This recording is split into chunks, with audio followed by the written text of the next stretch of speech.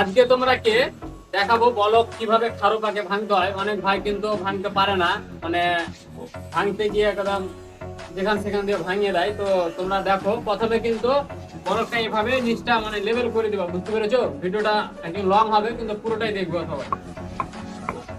এভাবে হালকা করে এটা করতে হবে, মারতে হবে, বুঝতে পেরেছো? একদম হালকা, বেশি কিন্তু জোর দিতে হবে না বন্ধুরা।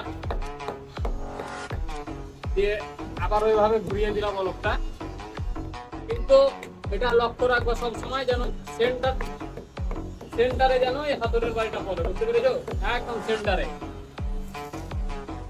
দেখলেই শিখতে পারবা, না দেখলেও হবে না, লং হবে কিন্তু ভিডিওটা দেখবো সবাই। আবারও মানে চারো সাইড ঘুরিয়ে ঘুরিয়ে মারতে হবে।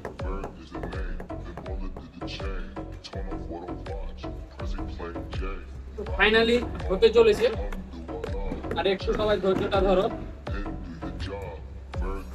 পরে একটা সারিয়া ছোট, আমারটা বড় হয়ে গেছে, ছোট সারিয়া থাকলে ভালো অবশ্যই। এই যে দেখে নাও, অনেক সুন্দর ভাবে কিন্তু বলকটা ভাঙা হয়ে গেছে, বুঝতে পেরেছো?